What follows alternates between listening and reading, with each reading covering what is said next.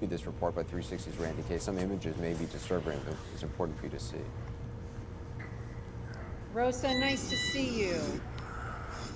Nice to see you too. This is the only way we could see Rosa Felipe.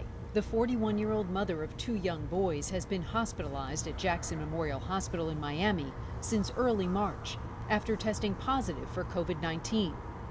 She's fighting to survive inside the very same hospital where she worked for more than 15 years as an electroencephalograph, or EEG technician, testing brain activity in patients. I do all of the EEGs wherever they're needed, whether it's in the emergency room or trauma or in a separate floor.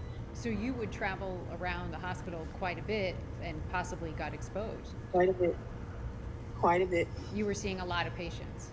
A lot of patients, yes. Rosa has 2 underlying conditions that put her at even greater risk: asthma and diabetes. It got so bad, doctors put her on a ventilator to help her breathe. I actually asked the doctor for a piece of paper before being intubated, and I wrote on the paper to my children. I wanted them not to give up and not to be upset with God, because this was, if something were to happen to me, this was his will, and I don't want him to be upset with God. I wanted them to be loving and happy that God allowed us to have the time that we did have. And then after that, I just gave it all up to God. Rosa spent 2 months on the ventilator. It saved her life. I am still grateful that I'm alive. I'm grateful that I made it. But now Rosa has another problem.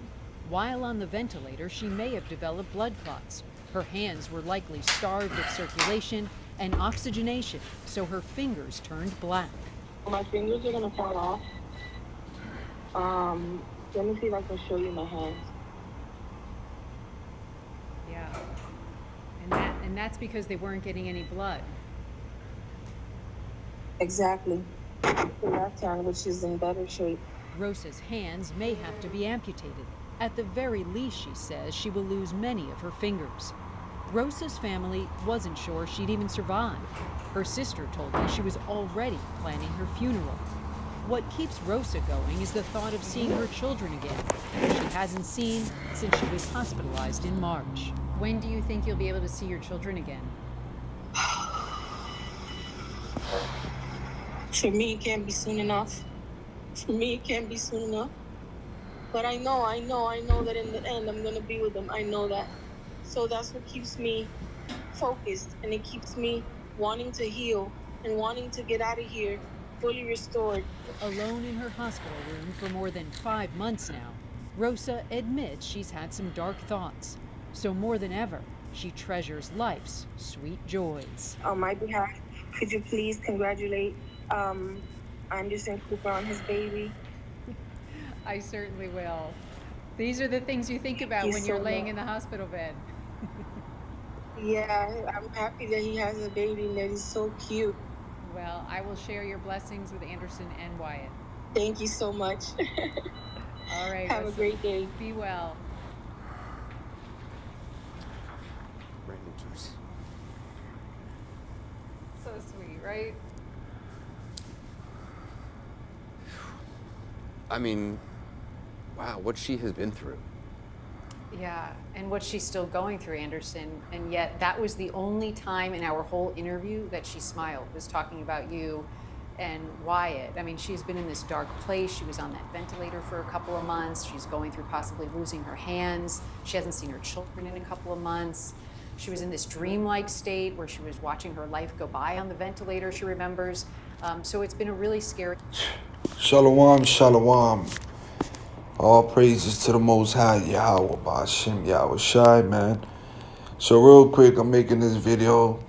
As you can see, this sodomite right here, Anderson Cooper, which is a sodomite, you guys know.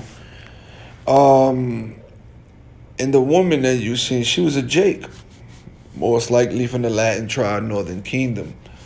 And it's messed up that our people are being jacked up.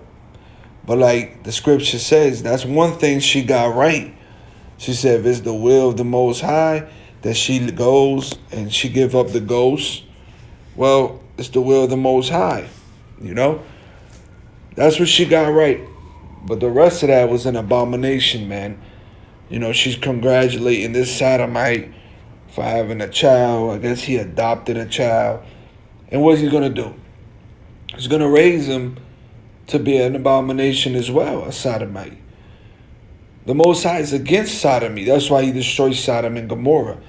And this place, Babylon the Great, is called spiritually Sodom and Egypt all over again. So we don't care about that. You know what I'm saying? We care about the scriptures. We believe the Most High being true, men liars, man. So she got that right. So let's get the first scriptures. Psalm 16 and 20. He that is our God is the God of salvation. And unto God the Lord, Yahweh Shem Yahshua, belong the issues from death. All right. Deuteronomy 32 and 39. See now that I, even I am he, and there is no God with me. I kill and I make alive. I wound and I heal. Neither is there any that can deliver out of my hand. So the Most High is the one that's in control of everything. Death, healing, life, salvation, everything, man. This is why we fear the Most High Yahweh Shem Yahshua, because we know, we brothers, we know the Most High has given us the Spirit. We know the true God of the Bible. We know what he's capable of doing, man. Revelation 21 and 8. But the fearful and unbelieving and the abominable. What is the abominable? What's an abomination in the eyes of the Most High? Go back to the law. If a man lies with mankind like he lies with women, guess what? He will be put to death. You know what I'm saying? So the abominable will be these sodomites, man. This is a sodomite. And the Most High is going to destroy Anderson Cooper, you know, and that's it. Because it's in the scriptures. The abominable and murderer and whoremongers and sorcerers and idolaters and all liars have their part in the lake which burneth with fire and brimstone, which is the second death. And that second death was going to come as of nuclear missiles, man. Nuclear thermal destruction, and with the angels. With the angels. You know, with that concentrated fire. This is why we fear Yahweh Shem Yahshua, because we know everything that happens to us. Scripture says, is anyone that ever perished was innocent? The book of Job talks about that. So, man, all praises to Yahweh Shem Yahshua, man. Shalom, family.